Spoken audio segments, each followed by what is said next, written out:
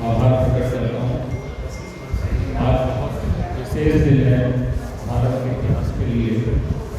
Bharat Ratna doctor Bhimrao Ambedkar ji, जो हमारे संविधान के निर्माता, उनकी जन्म जयंती 131वें उनके जन्मदिन को प्रदेश कांग्रेस कमेटी मना रही है। और उसी पर आज चर्चा करने के लिए हमारे बीच सम्मानित प्रदेश कांग्रेस कमेटी के अध्यक्ष चौधरी अनिल कुमार जी हैं।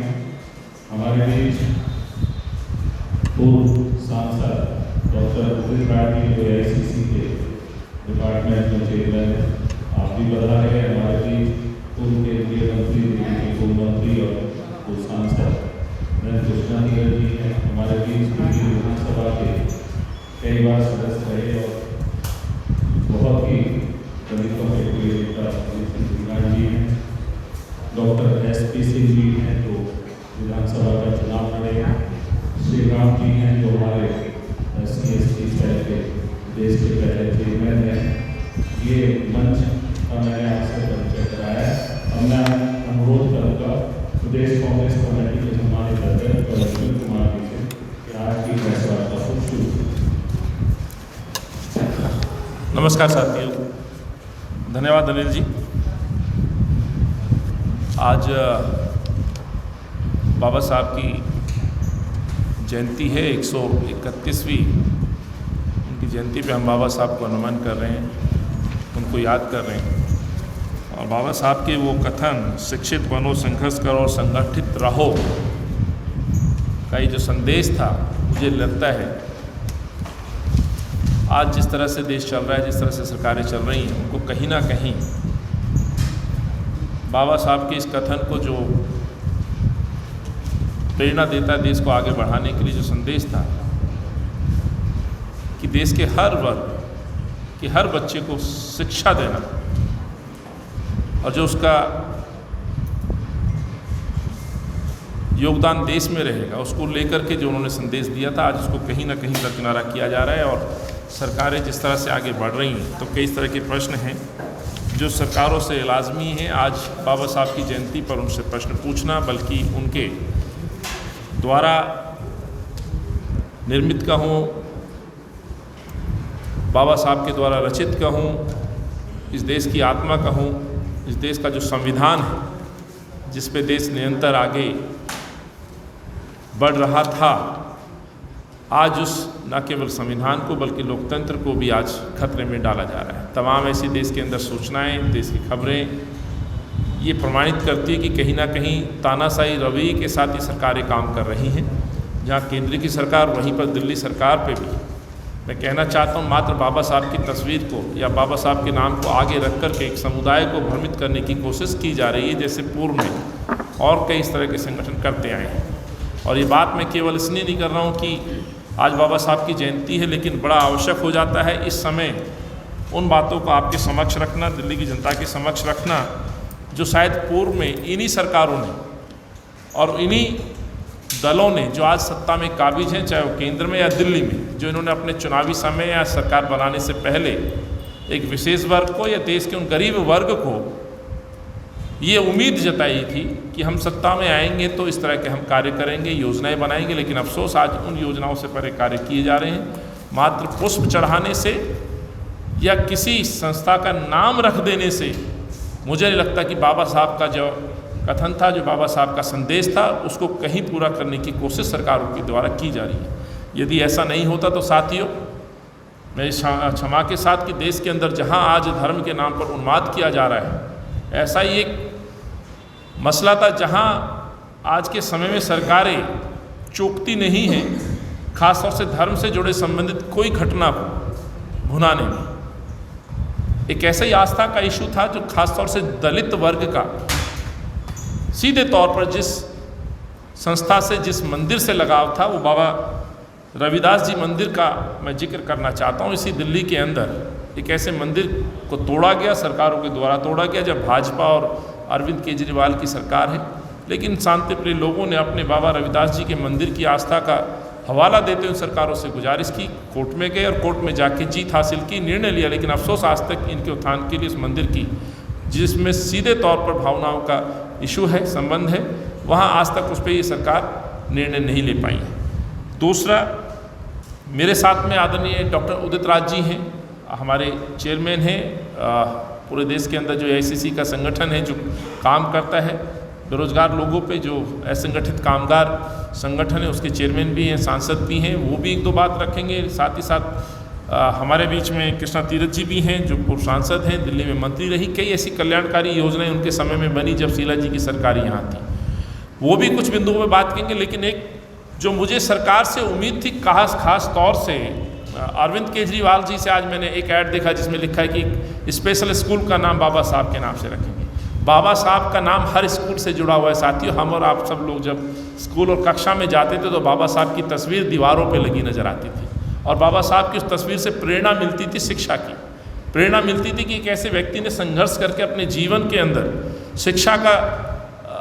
शिक्षा को ग्रहण किया, शिक्षा को हथियार बनाया, शिक्षा को आधार बनाया आगे बढ़ने के लिए, और उस शिक्षा के हथियार से पूरे देश के नहीं पूरे विश्व के अंदर एक मुकाम स्थापित किया जहाँ भारत में भारत रत्न के नाम से वो जाने जाते हैं। वहीं पे मैं समझता हूँ एक बहुत मजबूत लोकतंत्र के लिए एक संविधान की उन्होंने संरचना की।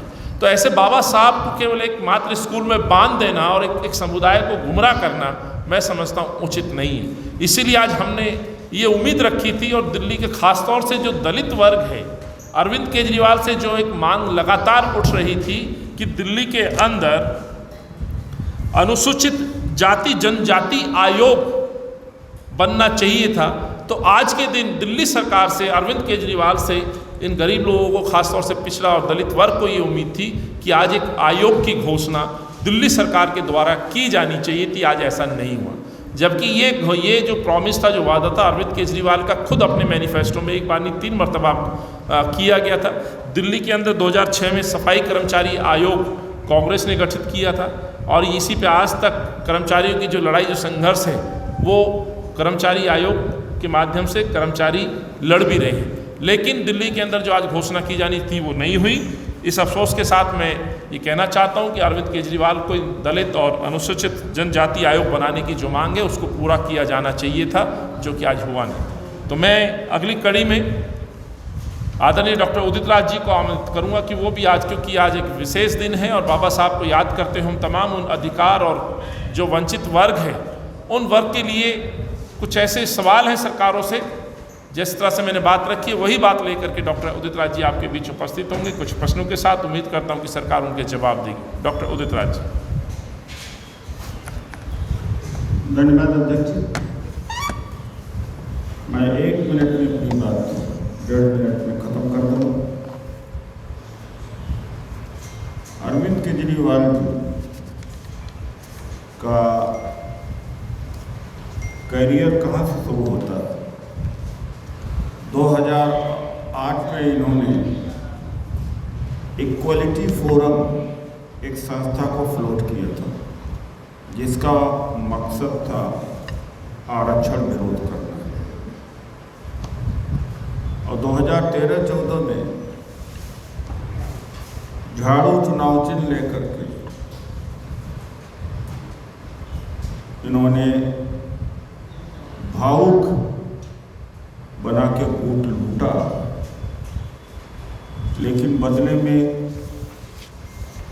भारतीय जनता पार्टी से भी आगे निकल गए धोखा देने में। 3 सांसद इन्होंने बनाए, राज्यसभा के सांसद दिल्ली से और 5 पंजाब से, 8। बीजेपी भी होती तो 1 सांसद तो कम से कम सिरोकास बना ही देती राज्यसभा का। कांग्रेस तो हमेशा 2-3% उसका रहा ही, उसी की वजह से दलित समाज विकास कर सका। तो ये इनका मुखड़ा है। तस्वीर लगाते हैं बाबा साहब डॉक्टर अम्बेडकर की पंजाब में और देते कुछ नहीं। एक तो ये है। दूसरी बात है कि लगातार 2015 से 16 तक जो स्पेशल कंपोनेंट प्लान सबसे बड़ा आर्थिक उत्थान का आदिवासी व दलित के SCP है, STP है। ये कांग्रेस की सरकार के द्वारा लाया गया है। आंकड़े आपको दे दिए जाएंगे, आंकड़े नहीं पढ़ना चाहता हूँ, लेकिन जितना लागू करना चाहिए, जो स्पेशल कंपोनेंट प्लान है उसका सिद्धांत लागू करने का यह है कि जब शेड्यूल कास्ट के व्यक्ति के ऊपर पैसा खर्च हो तो, परिवार के ऊपर खर्च हो तो, बस्ती के ऊपर हो तो, 3 इसके मापदंड, तभी वो माना जाता है यूटिलाइजेशन ऑफ फंड। अगर वो पैसा से स्कूल बना दिया जाए, सड़क बना दिया जाए, तो यूटिलाइजेशन नहीं माना जाता। दिल्ली हाई कोर्ट ने कल फिर से डेट लगाया। Chief justice of Delhi high court के सामने बेंच में ये मुकदमा है। महमूद बराचा जी एडवोकेट हैं जिन्होंने ये APIL किया है, और एक हरनाम सिंह जी हैं जिन्होंने RTI में मांगा है। तो महमूद बराचा ये आर्गूमेंट कर रहे हैं, बड़े मुश्किल से नोटिस इशू किया है केजरीवाल सरकार को कि आप डिपार्टमेंट वाइज, सेक्टर वाइज कितना शेड्यूल कास्ट के ऊपर खर्च हुआ है बताइए। और मैं आपको बता दूं कि रुपए में 16 पैसे, 14 पैसे और 21 पैसे ही खर्च किए हैं। जो एलोकेशन में वो फिगर नहीं कर रहा हूँ, लेकिन ये बता रहा हूँ कि बहुत कम खर्च किया है। तो यह बहुत बड़ा शोषण है दलितों का। सबसे ज़्यादा आरक्षण विरोधी, दलित विरोधी ये है। अब मैं आता हूँ केंद्र सरकार के ऊपर। 2013 में कांग्रेस की सरकार ने बाबा साहब डॉक्टर अम्बेडकर अंतर्राष्ट्रीय और राष्ट्रीय पुरस्कार दिया था, राष्ट्रपति भवन में होता है, ये सरकार का अवार्ड है। उसके बाद बीजेपी सरकार ने डॉक्टर अम्बेडकर अवार्ड देना ही बंद कर दिया, अभी तक नहीं दिया। कितना इनको नफरत है भारतीय जनता पार्टी और आम आदमी पार्टी को दलितों से। ये फैक्ट्स बोल रहे हैं, ये फैक्ट्स हैं जो नोटिस में आज के दिन लाया जा रहा है, जो कि आज बाबा साहब की 131वीं जयंती है। मोदी जी भी गए थे माल्यार्पण करने, ये भी बहुत ड्रामा करेंगे आज। लेकिन क्या किया है? बाबा साहब का चित्र लगाते हैं, बाबा साहब का के नाम पर नाटक करते हैं, लेकिन उनके सिद्धांत को सबसे ज़्यादा मिट्टी में मिलाने का काम यही 2 लोग करते हैं। क्योंकि बाबा साहब की सबसे बड़ी लड़ाई जनप्रतिनिधि की, आरक्षण की थी, और दोनों समाप्त कर रहे हैं। और उनके संविधान को तो लगभग उड़ा चुके हैं, कई पन्ने निकाल लिए हैं। और 2025 में इस संविधान को जब RSS का 100 वर्ष पूरा होगा तो इसका नाम भी बदल देंगे। अभी अंदर से पन्ने निकालना शुरू कर दिया है। यही मुझे कहना। धन्यवाद।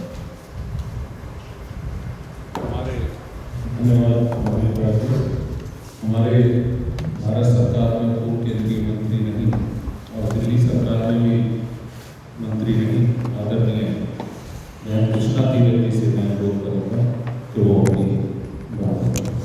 धन्यवाद अध्यक्ष जी और सारे मीडिया के लोग बैठे हैं। मुझे विश्वास है कि आज जिस कॉन्फ्रेंस को करने के लिए अध्यक्ष जी ने एक कदम उठाया है और बहुत सारे सवाल पूछने के लिए हैं केंद्र सरकार से, दिल्ली सरकार से, अनेकों बात यहाँ कही गई। मैं अपने आप को उसमें शामिल करते हुए बात करूँगी कि बाबा साहब के इस जयंती पे जहाँ हम सोचते थे कि बाबा साहब ने कहा था हमेशा से शिक्षित बनो, कलम की ताकत हमारे पास होनी चाहिए, संगठित रहो और फिर हम इस देश के लिए संघर्ष करें। लेकिन हो ये रहा है कि दिल्ली की सरकार हो, केजरीवाल जी की, या ऊपर मोदी जी की सरकार हो, इन्होंने केवल दलितों को कुचलने की बात कही। और बाबा साहब डॉक्टर भीमराव अंबेडकर जी ने जो संविधान बनाया, उस संविधान के तहत हम कहते हैं वो नारी के जीवन दाता रहे, गरीबों के मसीहा रहे, दलितों के मसीहा रहे। लेकिन उन्होंने जो कानून महिलाओं के लिए बनाया वो केवल एक वर्ग की महिला के लिए नहीं था। महिलाओं को बराबरी का अधिकार दिया, महिलाओं को वोट डालने का अधिकार दिया, महिलाओं को आगे बढ़ाने की बात कही। वो किसी एक वर्ग की महिला नहीं थी, उसमें दलित, शोषित, पीड़ित, ब्राह्मण, बनिया, जो भी जितनी भी जाति इस भारत देश में हैं, सभी महिलाओं के लिए उन्होंने एक कानून बनाया था जिसमें हम साझेदारी की बात करते हैं, कंधे से कंधा मिला के चलने की बात करते हैं। वो ताकत, वो शक्ति किसने दी? बाबा साहब डॉक्टर भीमराव अंबेडकर ने दी। मैं नमन करते हुए इन्हें प्रार्थना करती हूँ और इस केंद्र की सरकार से, दिल्ली की सरकार से जो स्कीम्स इन्होंने बंद की हैं, चाहे आयोग की बात है, जो अनुसूचित जाति जनजाति आयोग बनाना था आज तक पेंडिंग पड़ा है, क्योंकि इस आयोग में दांत हैं। अगर इस आयोग को बना दिया जाए, मुझे मालूम है कि अगर इस आयोग को बना देंगे तो दलितों के ऊपर अत्याचार होता है, जो बैकलॉग हमारा खाली पड़ा है, जिसमें नौकरी रोजगार जो है वो उसमें पूरे करने चाहिए, वो नहीं है, तो उस भी जो भी आयोग के तहत हमारा चेयरमैन होगा वो एक्शन ले सकता है, और वो ऐसा एक्शन होता है कि जिस पे काम होना ज़रूरी है। मैं सिर्फ पॉइंट टच कर रही हूँ कि इन्होंने आयोग नहीं बनाया। इन्होंने शिक्षा को अपना रिजल्ट दिखाने के लिए बहुत सारी गरीब परिवारों की बच्चियों को और बच्चों को स्कूल से बाहर निकाल दिया, फेल करके या किसी और कारणों से किया, और जिससे जो कम संख्या रह गई उसमें रिजल्ट आ गया, तो ये शो करते हैं कि हमारा रिजल्ट बहुत अच्छा आया। तीसरी बात, इन्होंने जो हमारे देश में है, जब मैं दिल्ली सरकार में थी तब भी और केंद्र सरकार में थी तब भी, मैंने उस समय कई नाम रिकमेंड किए थे। हायर एजुकेशन के लिए एक कानून है, ये बहुत सारे लोगों को अवेयरनेस नहीं है। हायर एजुकेशन के लिए अनुसूचित जाति जनजाति के लोगों को पूरा खर्चा केंद्र सरकार और दिल्ली सरकार देती है, चाहे वो हवाई जहाज़ का किराया हो, चाहे पढ़ने के लिए जो शिक्षा है उसकी बात हो। यहाँ से विदेशों में जो हम शिक्षा लेने जाते हैं, भारत से पूरे विश्व के किसी कोने में जब हायर एजुकेशन होती है तो उसका पूरा पैसा सरकार देती है। मुझे एक भी नाम केंद्र सरकार या दिल्ली सरकार बता दे, तब से बैठे हैं, अगर एक भी व्यक्ति इन्होंने भेजा हो। उस समय पे मैंने 5 लोगों को रिकमेंड किया था और उसके लिए काफ़ी झगड़ा करके जब मैं भारत सरकार में गई और जब मैं जो हमारे विमेन की मैं एम्पावरमेंट की चेयरमैन थी, उस समय पे भी उसको मैंने और ढीला किया था उस कानून को, और वहाँ के सेक्रेटरीज को बुला के बात कही थी कि आप गैप रखते हैं, जब हम स्क्रूटनी करते हैं तब तक वहाँ एडमिशन भारत के बाहर पूरे हो जाते हैं। इसीलिए स्क्रूटनी की जो क्रिया है वो आप बाद में करिए, लेकिन ये 5 या 10 लोगों को नहीं, बल्कि भारत कितना बड़ा है, कितने इसमें अनुसूचित जाति जनजाति के लोग हैं, उनके रेशो के अनुसार हमारे पास फंड भी बहुत है। सोशल जस्टिस हमारा जो केंद्र सरकार का है, ये उसके हक में है। एक भी रिकमेंड इन्होंने नहीं किया। अगर कितनी एप्लीकेशंस आए भी तो कुछ ना कुछ करके उनको कैंसिल कर दिया गया। तो मैं ये मांग करती हूँ आज बाबा साहब डॉक्टर भीमराव अंबेडकर जी के इस जन्म दिवस के उपलक्ष्य में कि जिस तरह से कांग्रेस ने 135 साल पुराना इतिहास रहा है, उसमें उन्होंने जो काम किए, उन कामों को भी उन्होंने पीछे छोड़ दिया। तो मेरा मानना यह है कि ऐसी इस जयंती पे हम मांग करते हैं दिल्ली सरकार से और केंद्र सरकार से कि जितनी भी एप्लीकेशंस आए, हमारे देश का गरीब, दलित, शोषित, जो अनुसूचित जाति जनजाति का है, जितनी भी एप्लीकेशन आए उनको सैंक्शन करें, रिकमेंड करें, और सारा खर्चा देश में पैसा है उस फंड में, उससे बाहर भेजें, जिससे शिक्षित करने की बात बाबा साहब डॉक्टर भीमराव अंबेडकर जी की है, वो हम उसको कह सकें सर उठा के कि हम इस काम को पूरा कर सके हैं, और तभी हम संगठित रह के उस काम को आगे बढ़ा सकेंगे। अनेकों चीज़ें हैं, महिलाओं के साथ बलात्कार होता है, दिल्ली में नांगल में हुआ, या अनेकों चीज़ों में हमारे सफाई कर्मचारियों का पैसा नहीं बढ़ रहा है, उन्हें तनख्वाह नहीं मिल रही, उनको पहनने के लिए पूरे ड्रेस नहीं है कि रबड़ के जूते दिए जाएं, रबड़ के ग्लव्स दिए जाएं, उनको कैप दी जाए, उनको मास्क दिए जाए। ये सब चीज़ें कब देंगे? अगर बाबा साहब डॉक्टर भीमराव अम्बेडकर जी ने, जिन्होंने संविधान बनाया, जो नारी के जीवन दाता रहे, जो संविधान के निर्माता रहे, आज उस उपलक्ष्य में हम ये मांग करते हैं कांग्रेस पार्टी की ओर से, और अध्यक्ष जी ने जो रखा है, आज बहुत खुशी का समय है कि उन्होंने इस कॉन्फ्रेंस को रखा है अपने ऐसे संविधान निर्माता के जयंती के दिवस पे, कि हम केंद्र सरकार से दिल्ली सरकार से कुछ सवाल पूछते हैं, अगर हिम्मत है तो जवाब दे। मैं मीडिया के माध्यम से उनसे बात करना चाहती हूँ, बल्कि मंच लगा के कि वो डिबेट करना चाहते हो तो हम डिबेट करने के लिए तैयार हैं। अनेकों चीज़ें जो लोगों को पता ही नहीं, छुपा के रखी हैं। आज बहुत सारे और बोलने वाले हैं। हमारे जो बैकलॉग पड़ा है, नौकरियां नहीं है अनुसूचित जाति जनजाति की, आज के दिन इनको अनाउंस करना चाहिए कि अगर वो बैकलॉग पड़ा है, जिस समय राजीव गांधी जी ने उस बैकलॉग को पूरा करने के लिए सन 88 में 89 में उन्होंने ये बात कही थी, और हमने खुद मंचों पे खड़े होकर इस बात के जोर से चिल्ला के कहा था कि बैकलॉग पूरा करेंगे तभी हम भारत के अनुसूचित जाति जनजाति के लोगों को पूरी ताकत के साथ भारत के नागरिकों में एक अच्छा नागरिक बना के अच्छा खड़ा करेंगे। आज इन्हीं शब्दों के साथ बहुत सारे और सवाल आएंगे। मैं चाहती हूँ केंद्र सरकार और दिल्ली सरकार, केजरीवाल जी हो या मोदी जी हो, इस बात का जवाब दें तो वो सोच सकते हैं, हम सोच सकते हैं कि ये कुछ कर सकते हैं अनुसूचित जाति जनजाति के लिए, वरना ये कुछ नहीं करेंगे। फिर कांग्रेस आएगी और इस कामों को करेगी। धन्यवाद। जय हिंद। थैंक यू धीरज जी। मैं अनुरोध कर रहा हूँ दिल्ली विधानसभा के सदस्य रहे हमारे बहुत ही गुजार विधायक भाई वीर सिंह सिन्हा जी से कि वो इस प्रेस वार्ता में अपनी बात।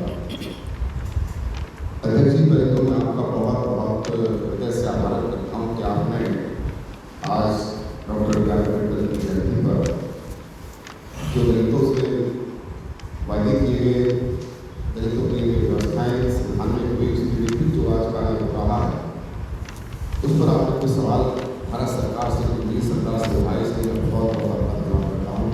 मैं प्रेस के बंधुओं का भी बहुत शुक्रगुजार हूँ, यहाँ पर पहुँचे और हमारी बातों को जरूर उठाएंगे, क्योंकि आप एक आधार हैं हमारे दलितों के, गरीबों को जब आज को उठाने का स्टेज का भरोसा रहेगा, पूरी तरह से हमारी बात को जरूर आगे बढ़ेंगे। आज मैं कह सकता हूँ कि भारत सरकार हो या दिल्ली सरकार हो, बाबा साहब डॉक्टर बी आर अम्बेडकर के नाम का केवल राजनीतिकरण किया जा रहा है। वो केवल उनके नाम का विरोधात्मक है राजनीतिक फायदे के लिए, लेकिन वास्तविक तौर पर जो बाबा साहब के अनुयायी हैं, जिनके लिए बाबा साहब ने संविधान बनाने से पहले चिंता व्यक्त की, जिनके लिए उन्होंने संविधान में व्यवस्थाएं की, क्या उनको आज देखा जा रहा है? मैं समझता हूँ कि बिल्कुल ये दोनों सरकारें दलितों का पूरी तरह से का शोषण, उनके साथ जाति, और मैं तो ये भी कहने को तैयार हूँ कि फिर से उन्हें गुलाम बनाने की साजिश चल रही है, जिसका हम पूरी तरह से विरोध करते हैं।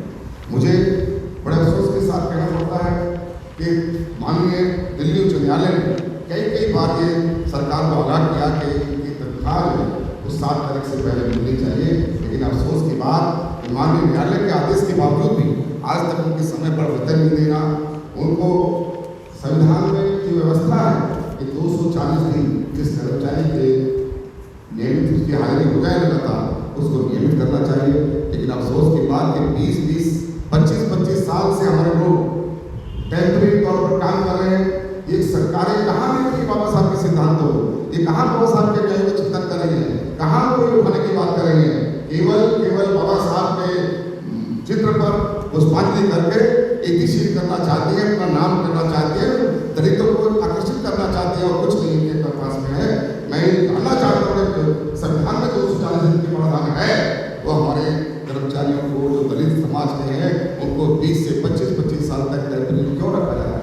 क्या सरकार की इच्छा का सवाल नहीं है? मैं ये बताना चाहता हूँ आपको, अभी हाल में जिस तरह से केजरीवाल सरकार बनने से पहले चिल्ला रहे थे, कह रहे थे, भ्रमित किया लोगों को कि हमारे सरकार के आने पर हम जो कॉन्ट्रैक्ट बेस पे लोग काम करते हैं उनको नियमित करेंगे, जो ठेका पड़ता है उसका समाप्त करेंगे। धिक्कार है ऐसे मुख्यमंत्री को, ऐसे नेता को जो समाज से गुमराह करके उनको उनका वोट देकर के राज पे तो काबिल हो जाए, सत्ता में तो काबिल हो जाए, लेकिन जो उनसे वादे किए गए थे उनकी तरफ आज तक देखा भी नहीं, कहीं कर्मचारी को पक्का किया नहीं किया। इसलिए हमारा पुरजोर ये सवाल है इन सरकारों से कि आखिरकार ये शोषण कब तक चलता रहेगा हमारा, हम कब तक ये बर्दाश्त करेंगे? अभी हाल का मैं बताता हूँ आपको, भारत सरकार का भी और केंद्र दिल्ली सरकार का भी। माननीय अध्यक्ष जी, अभी जीबी पंत अस्पताल जो दिल्ली सरकार के अंडर चलता है, ऐसे ही नगर निगम जो भाजपा के शासन जहाँ पर है, नगर निगम में स्वामी दयानंद अस्पताल जो शाहजहां में हमारे में है, वहाँ से 170 कर्मचारी जो 15 साल से काम कर रहे थे, उनको अकारण बिना नोटिस के उनको एकदम से निकाल दिया गया 30 अप्रैल को। ये कहाँ का इंसाफ है? ये क्या बाबा साहब के सिद्धांतों को मान रहे हैं? क्या बाबा साहब के जो जिनके बाबा साहब ने इतनी बार व्यवस्था की सुविधा में उनके उत्थान के लिए, उनको ऊपर उठाने के लिए, उनको समानता बनाने के लिए क्या एक भी काम के लिए ऐसा हो रहा है कि इसके तारीफ करें? मैं कहना चाहता हूँ कि इसी तरह से स्वामी दयानंद में पंथ में 150 लोगों को निकाला गया। अरे 15 साल में लोगों को काम करते हो गए, उनको नियमित करना चाहिए था, पक्का करना चाहिए था, लेकिन अफसोस की बात कि उनको काम से निकाल दिया। अध्यक्ष जी, आप जानते हैं मैंने आपसे भी शिकायत की कई बार, 1.5 महीने से ज्यादा हो गया सफाई कर्मचारी को मांग को लेकर कर्मचारी दिल्ली में धरने पर बैठे हैं। क्या इस सरकार का दायित्व नहीं बनता? क्या इस सरकार की जिम्मेदारी नहीं है कि हमारे से बात करके कर्मचारी की समस्याओं का समाधान के लिए कोई कदम उठाते? लेकिन अफसोस की बात कि एक दिन भी उनसे बात नहीं कर, जो बात नहीं की मजबूरी में, वो ऐसी बातें की जो उनमें कोई हमारी समस्याओं का समाधान नहीं है। मैं एक बात कहना चाहता हूँ से कि जो हमारे कर्मचारियों का बिना वजह अभी 600 कर्मचारियों का डिस्पेंसरियों में, अस्पतालों में और स्कूलों में ट्रांसफर किया गया है, वो बिल्कुल जानकारी के साथ में मैं कुल मिलाकर ये कहना चाहता हूँ कि दलित समाज का शोषण किया जा रहा है, उनका ह्रास किया जा रहा है, उनको बिल्कुल एक तरह से उनको अत्याचार में जुल्म किया जा रहा है। उसके बाद आप बाबा साहब के जय बोलते हो, बाबा साहब के माना करते हो, धिक्कार है। मैं नहीं मानता कि बाबा साहब को आपके मन में उनकी जगह अटल जगह होती तो उनके अन्यायियों को, उनके मानने वालों को आप सहूलियत देते। धन्यवाद, आपने सुना बहुत धन्यवाद। साहब आपने सभी साथियों से अनुरोध कर सवाल के जवाब के लिए इससे पहले मैं आपके प्रश्नों के जवाब दूं, मैं आखिर में जिस तरह से मेरे साथियों ने बात रखी है उसको कंक्लूड करेंगे। एक बात तय है कि आज बाबा साहब के नाम पे स्कूल का नाम जरूर अरविंद केजरीवाल रख रहे हैं, लेकिन 7 साल के मेरे अनुभव में और जो ये पीड़ित वर्ग है, जो आज बात यहाँ से रखी गई, तय है कि केवल और केवल गुमराह किया जा रहा है, शोषण किया जा रहा है। वीर सिंह भाई ने जो विस्तार से बात की, कॉन्ट्रैक्ट प्रथा के खिलाफ लड़ाई लड़ने की बात अरविंद ने की गई थी, उससे वादा खिलाफी, यानी कि उन लोगों को धोखा दिया गया। धोखा यहाँ की मेरी बहनों को, जिनके ख़ास तौर से उनके खिलाफ हो रहे अत्याचार के खिलाफ इन्होंने कहा था न्याय दिलाएंगे, लड़ाई लड़ेंगे, उन बहनों के साथ धोखा, ये अरविंद केजरीवाल सरकार ने पिछले 7 साल में दिया है। धोखा बेरोजगार युवाओं को दिया है, जो कॉन्ट्रैक्ट प्रथा को ख़त्म करने की बात करते थे, आज चाहे आंगनवाड़ी हो या हमारे शिक्षक हो, तो उनके साथ धोखा यहाँ 5 लाख उन बच्चों के साथ किया गया जिनको केवल अपने परिणाम सुधारने के लिए आज बाबा साहब को हम याद कर रहे हैं। और बाबा साहब का जो सबसे बड़ा कोट था, शिक्षित बनो, संगठित बनो, ये जो नारा था, जो एक मार्गदर्शक के तौर पर हम याद करते हैं। आज शिक्षित यदि हम शब्द को देखें तो 5 लाख बच्चों को मात्र पिछले 7 साल में अरविंद केजरीवाल ने अपने सरकारी स्कूलों को बेहतर दिखाने की कोशिश में घर बैठा दिया। अंदाज़ा लगाइए, यदि 5 लाख बच्चों में यदि 5% बच्चे भी क्राइम की तरफ चले गए तो उनके लिए जिम्मेवार कौन? तो सवाल ये है कि इन 5 लाख बच्चों के साथ भी धोखा अरविंद केजरीवाल ने दिया है, ये हम कहना चाहते हैं। महिला उत्पीड़न का मैंने जिक्र किया। धोखा उन सफाई कर्मचारियों और सीवर कर्मचारियों के लिए किया गया जिनको कहा गया था कि 50 लाख का हम मृत्यु होने पर आपको मदद देंगे। आज उनके साथ भी वादा खिलाफी अरविंद केजरीवाल करते हैं। और वो जो कहते हैं कि एक स्कूल का नाम बाबा साहब के नाम से हम रख रहे हैं, तो ये जो सारी चीज़ें हमने बात कही है, इसीलिए हमें उम्मीद थी।